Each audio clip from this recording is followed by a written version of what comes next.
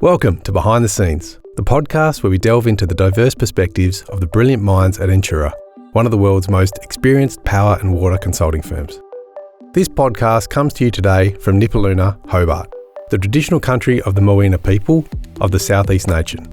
We acknowledge the Tasmanian Aboriginal people and their ongoing connection to culture and country, and the traditional owners of other lands people are joining from today.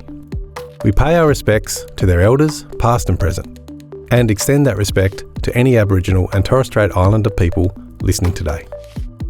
Join us as we explore the stories of talented individuals shaping a sustainable future, discover who they are, uncover the intricacies of their role, and explore what drives their passion. Get ready for an insider's view into the heartbeat of Entura and the journey toward a more sustainable tomorrow.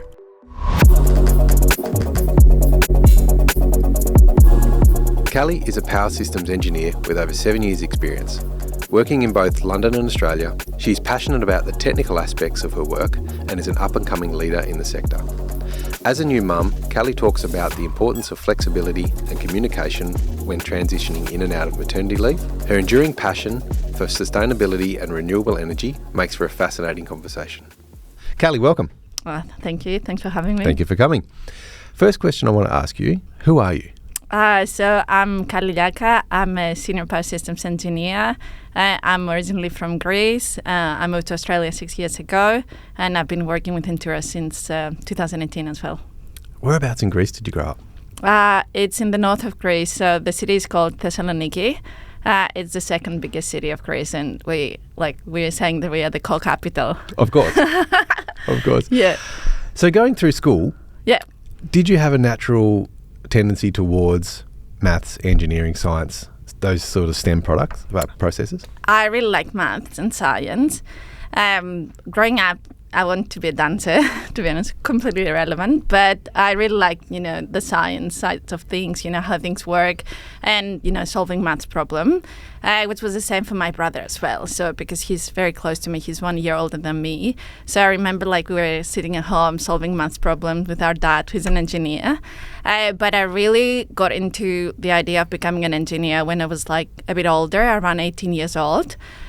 Because before that I was thinking of becoming a scientist, really, not an engineer.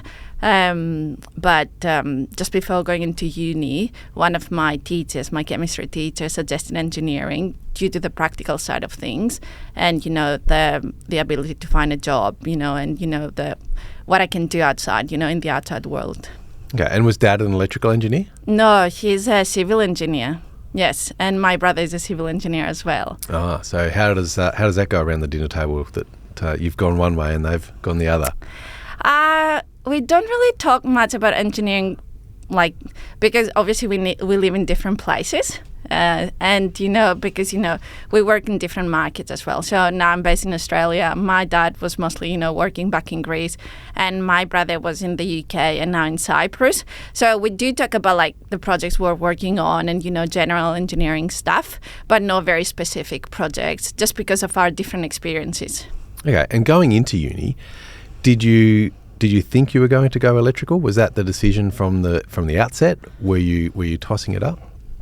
I think just because of my interest in science, I had a very long chat with my chemistry teacher, and he basically suggested electrical engineering as being the best and the most suitable choice for me, because I think it does combine the practical side of engineering, but also, it does have a very strong, scientific background, like electricity and, you can't really see it, but it has it's very interesting.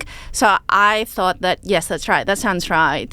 And obviously when I got into uni, I got more familiar with it and I realized quickly that it's right for me. Okay. So starting off in uni, doing engineering in Greece, I'm curious what the mix was in the class. You mean in terms of males and females? Yeah. I think that obviously it's male dominated, even in Greece. But I think that, the ratio is a bit 70-30 rather than 90-10, and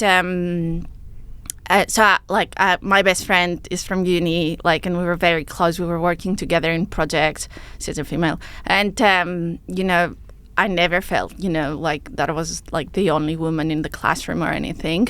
It felt very, very natural for me. Yeah, so it was really good. going through uni, how did you find it? What sort of student were you? I found it very fun, yes, which is a strange thing to say, but I thought it was very fun because I was working a lot with my classmates, and I really like working with other people.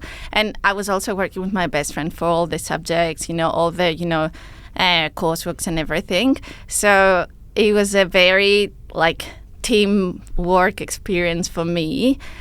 So it has a very strong social aspect, but also the technical side of things was interesting because back in Greece, the bachelor's is 5 years long. So the first 2 years are more they're still electrical engineering, but more the basics of energy, telecommunications and IT. And then after the first 2 years, you choose, which way you want to go. So I chose energy. And then, so you have a very large variety of subjects that you learn about, and you get so many skills that you use later in your career. So it's very, you never get bored, really. Thinking about that decision to head towards energy, what do you think drove that decision? I think at the time I felt that I liked the energy subjects more than the others, and I felt that energy is really important for our future. And we went into we had lots of renewable classes, classes on renewable energy, and how it affects the environments, and how it's developing into the future. So I kind of found that this is very interesting, and I think it was mostly what I could resonate with, and I could understand it a bit better, I could relate to it better. So I think that's the reason I decided to go towards this direction.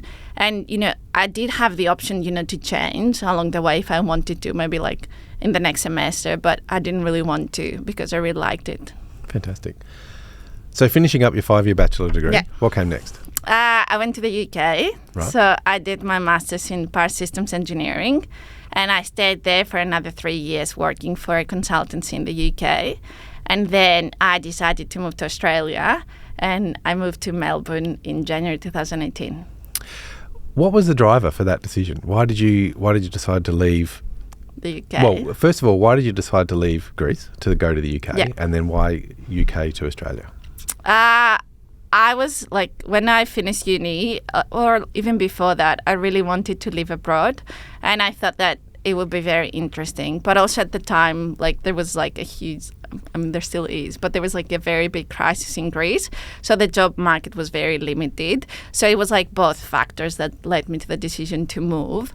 But I never really thought that I would move that far, to be honest, to the other side of the world. Yeah. So what was the driver for that? How did that come about? So my partner was here in Australia. So I was in the UK, he was in Australia, and we kind of thought we will probably move either to the UK or Australia. And I felt Australia was a better choice. And I still do. I still feel good that I moved here. Fantastic. And do you get many visitors? Family coming over, staying? My mum visited once, his brother visited once, and now his parents are here because they're looking after our baby. Fantastic. Yeah. So, landing in Melbourne, where did you go? Where was the first stop, work-wise? Work-wise, it was Entura, actually. Fantastic. So after the first 3 months, I started looking for jobs. And being a power systems engineer in the UK, I was looking for similar jobs in Australia. And obviously I realized quickly that there was a very high demand for power systems engineer with the grid connections work. So I was looking at companies like AEMO, consultancies. I was previously based in a consultancy anyway. And I found Entura throughout the process. And I applied for a renewable engineer job initially. Obviously, I had to keep my options open, being the first job in Australia. But I got a call, and they're like, "We think that you would be perfect for a power systems engineer role." And I was like, "Yeah, I was doing that before, and it's a really interesting field in Australia with very high demand." So I came for an interview, and I've been with Entura since. So doing that type of work and thinking about our national electricity market, and how that has changed, even over the time that you've been working in it since 2018, more renewables coming online, different types of generation. What challenges has that thrown up? I'll focus on the job that I'm doing, which is mostly grid connection studies, right? So obviously we started with doing lots of grid connection studies for solar farms and wind farms. Now we're doing lots of work for hybrid plants, and now we're doing lots of grid connection studies for battery systems. So obviously the type of generation has changed a bit, but also, it's like the NER requirements for a grid connection study. So the National Electricity Rules requirements for a new generation plant are changing as well. So I think that as a power systems engineer, you do need to keep up to date with the requirements for a new connection, for a new generation connection, but you also need to stay up to speed with, the manufacturers for solar inverters, battery inverters, wind turbine manufacturers. So I think it's a very evolving field at the moment, because obviously we need to integrate more renewables into the systems, but we have to deal with the challenges because of we have to deal with the system challenges because of the geographical sparsity of Australia, how far the generation is from big loads, and the system conditions. So I think it's been very challenging, but it will continue to be. But that kind of keeps our job interesting, on the other hand. Absolutely. Just want to go back a little step. You mentioned that your partner's parents are here looking after your baby. Yes. How did you find integrating, motherhood Yes. with your work? I think it went quite smoothly, and that's my first baby. So basically, I was working from home up until I went on maternity leave, and that was great because I could work for as long as possible before I gave birth, and my team was very accommodating, and that was amazing. And then when I was ready, I think that even the return date, I was in constant communication with my manager about when I'm going to go back. He would keep me up to date with what the team is doing, the new members and everything. So I never felt excluded from what's happening at work. And then when I was ready at 8 months old, when my baby was 8 months old, we had a call, and I was like, I'm going to come back in a month. And, he immediately, gave me a brief summary of what's happening, what are the current projects. And I came back, and it was like I never left for 8 months. So it was very smooth for me. And I still feel the same, because initially I could work from home for 5 days and then for 4 days. And, I'm going into the office for 2 days a week at least. So it's a very smooth transition. So, I hope that every mother has the same experience in their workplace, when they are becoming, when they're having their first or the second or whatever baby. Yeah, that flexibility is really important. Yes. And really valuable, especially when you are, as you say, growing a young family. Yeah, it is.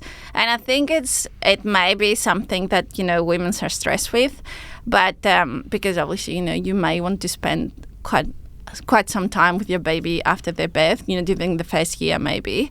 But I never thought that this would be something, bad for my career, or this would set me back. And it hasn't really. So I'm very grateful for this experience. Fantastic. Thinking about going back to the electricity and thinking about the transition that Australia's got to make to renewables and essentially shutting down coal-fired plants and gas-fired plants. Mm-hmm. What big challenges do you see that we face as a country as we go through that transition? I think that from a systems perspective, system stability, system reliability is a big challenge. Obviously, with turning off big thermal plants, you do have a very different system that will have a different inertia and will operate in a very different way. So you have to consider the technical characteristics of the new generation you're bringing in the system. So you have to make sure that you have enough capacity, but also you have to make sure that your system is strong enough to be able to provide reliable energy to your customers. So that's one. Secondly, that it's a very technologies are changing quite rapidly.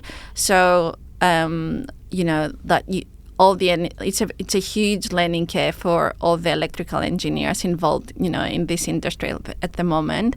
And another thing is that, for Australia, the rules for a new grid connection are quite, strict. So you have to comply with a range of, clauses from the national electricity rules. So it's hard work for us and the developers, but it has to be done so that to make sure that you don't negatively impact the system.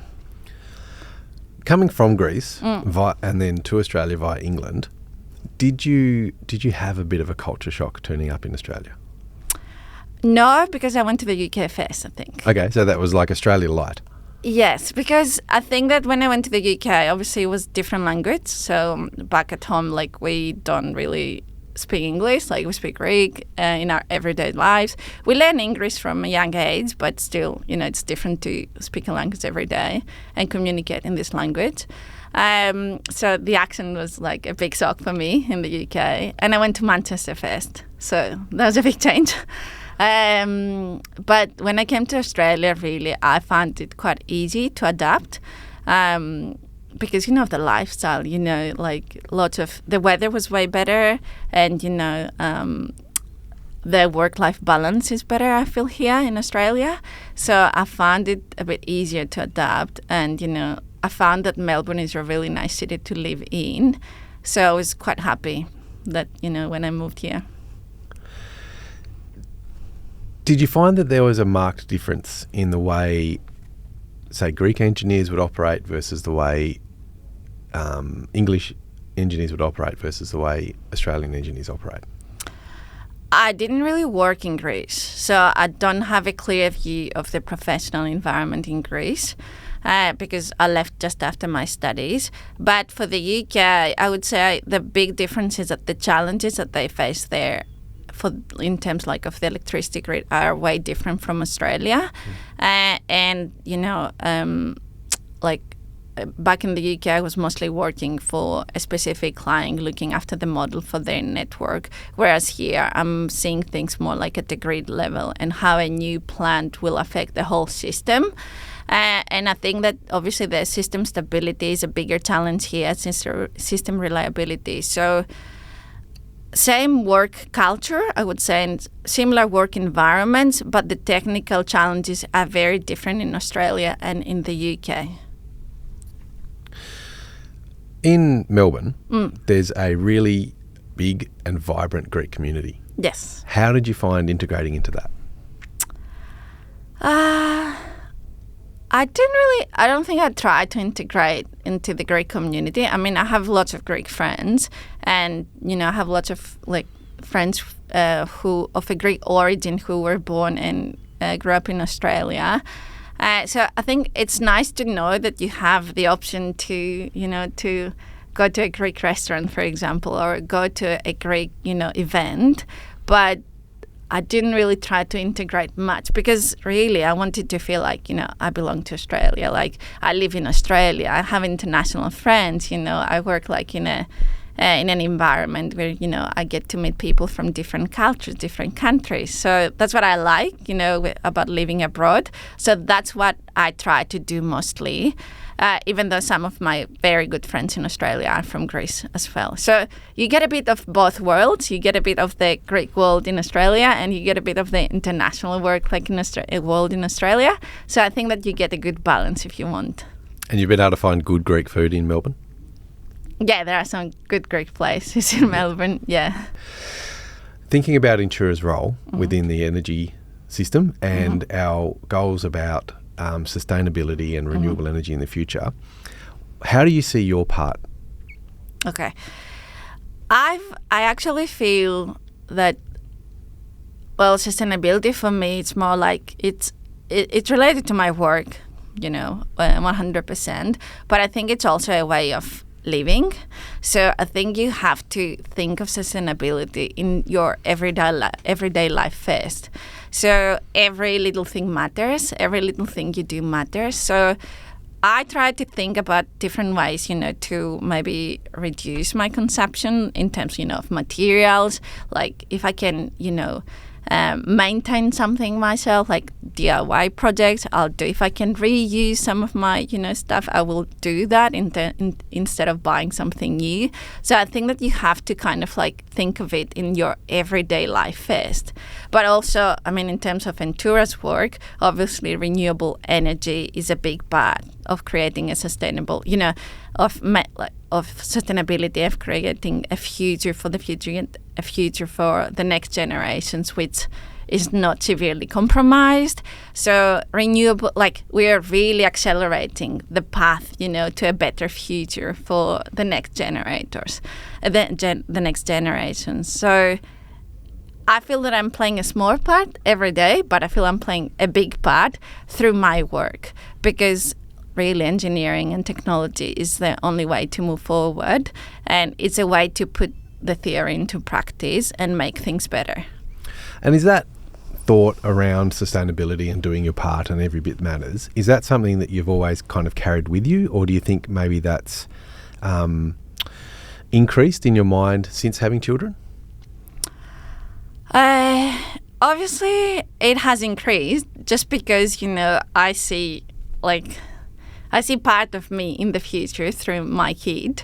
But I've always felt that this is like ethically right. Like I felt that it's our duty to do the best we can for the world. Like because, we only have like one planet, we only have one Earth. So really I think we should do the best we can in order to, treat this planet, well, and, leave it, as good as possible for the next generation. So it feels right for me in my heart. And I think that, yes, it's increased with my kid, but I've always felt strongly about it, really. Okay. So going forward, what does the next 5 years look like for you?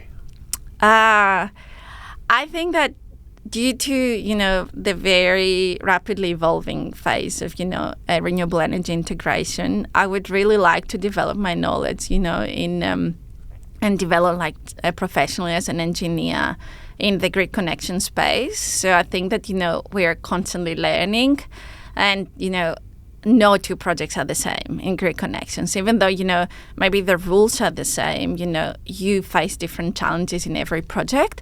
So I would like to continue working in this way. But also I have a very strong interest in people's management. So I would possibly like to explore that in the future of my career.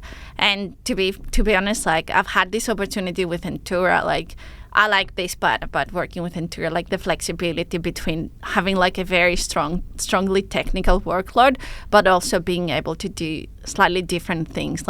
I was acting team leader for my manager when she was away for 2 weeks. And, that was amazing for me. It was a very good opportunity for me to see what she would do in her work. So I hope that I'll be able to do that in the future as well. A bit combine the technical side of things, continue developing there, but also touch on the people management side of things as well. Fantastic. Yeah, I hope it will stay like that. I like it. So thinking about the projects that you've been involved with recently, are there any big standouts? The majority of the projects that I've worked on are grid connection projects, but as I've said before, no two projects are the same. So I think that it's not a specific project, but it's the fact that you get to deal with different challenges for every project. So you have different inverter manufacturers you have to work with, because we actually take models from OEM, manufacturers of inverters, solar battery inverters, or wind turbine, manufacturers. And we use these models to run studies in order to make sure that a proposed generation plan is not going to negatively impact the system, the full NEM system. So you have different inputs. The system itself is constantly changing with new generation plans, becoming committed and connecting to the network. Also, you have to work with different developers. So also you're connecting in different parts of the network, maybe New South Wales, maybe Tasmania, maybe Victoria. So I feel that, the variety of the challenges for the same type of project is really good, and that's that's a standard for the work that we are doing.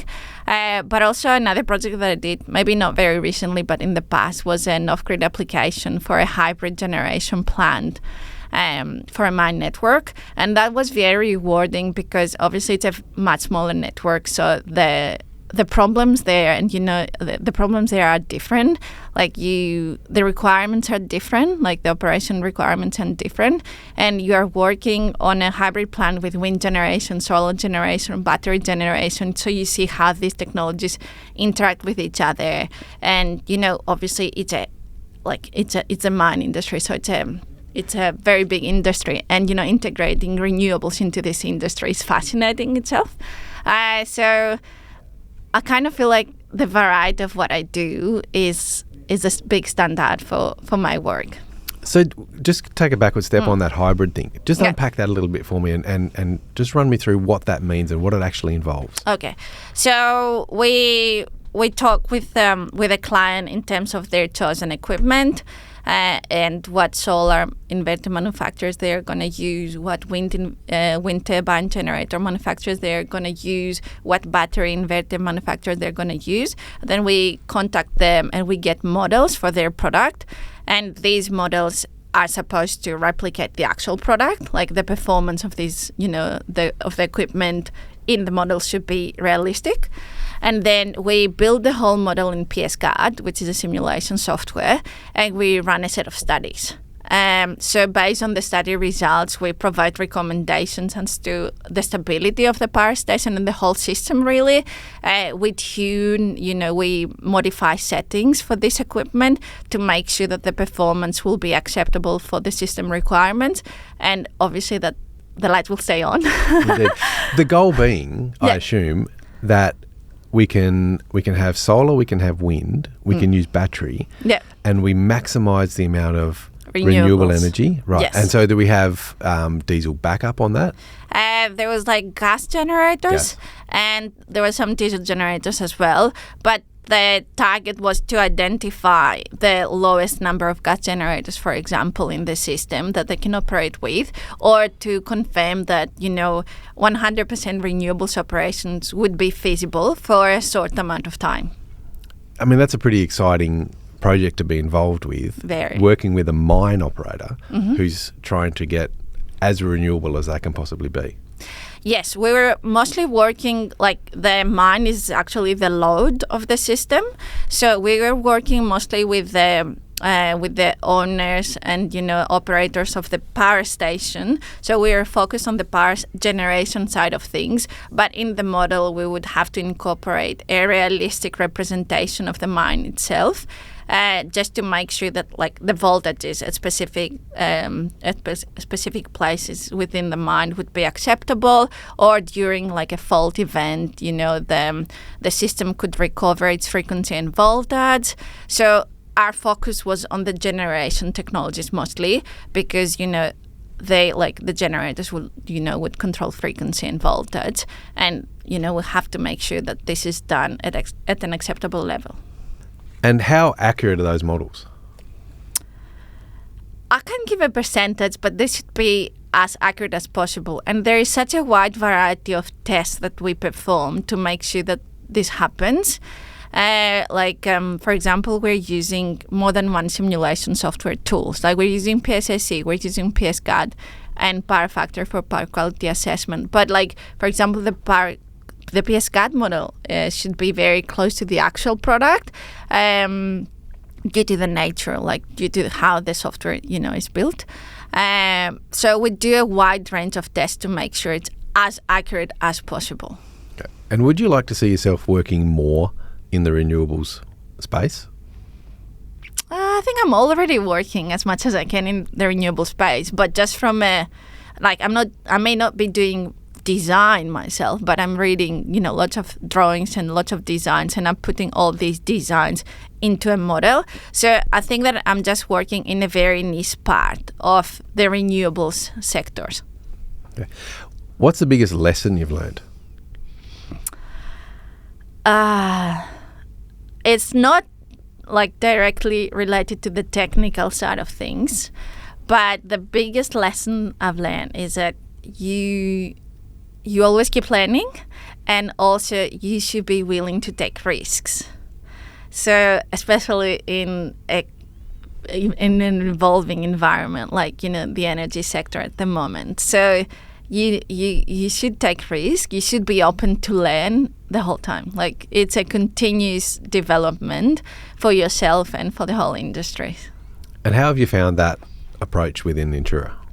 I actually attended a presentation yesterday regarding career development, and this statement really resonated with me because there was a question about risk and risk taking and the stress that comes with it, and really the answer was, risk is unavoidable, but if you can take risk in an environment where you feel supported, then that's great. And that's how I felt about it. Like, I felt very supported within Entura to take risks, and that, like, I can feel the stress, but that makes me feel a bit better, and it makes me feel that it can be done, and it's okay to take risk. It's okay to not know everything, and that's the only way to move forward, really.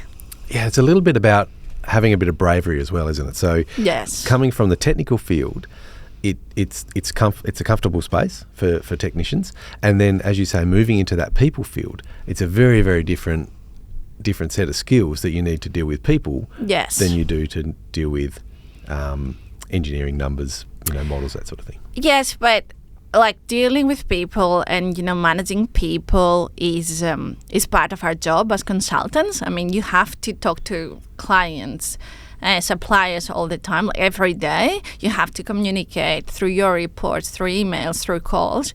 But obviously, if you move on in a more like management style career, you probably have to look after these people, which I think is the difference. Now I'm communicating with lots of people, but maybe in the future I would like to have, a team, and I would like to take care of this team really as a team leader. But I think that I'm already, developing my people skills, my soft skills really, to get to this point, through a consulting, job.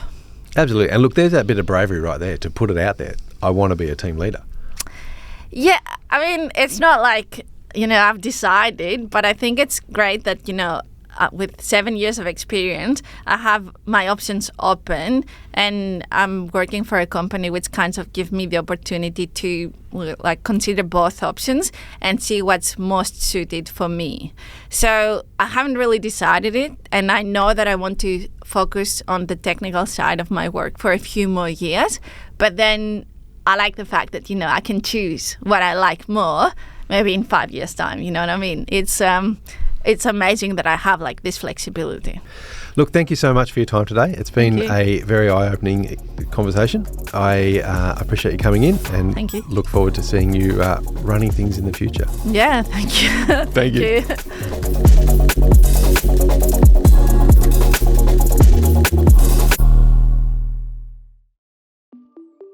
Thank you for joining us on this insightful journey behind the scenes at Entura. We hope you've gained valuable insights into the incredible individuals driving a sustainable innovation. If you've enjoyed today's episode, don't forget to subscribe, rate, and leave a review. Stay tuned for more inspiring conversations as we continue to explore the people and stories shaping our sustainable future. Connect with us on LinkedIn and Facebook, and find out more about the work we do at entura.com.au. Until next time, this is Mark signing off from Entura's Behind the Scenes, where sustainability meets inspiration.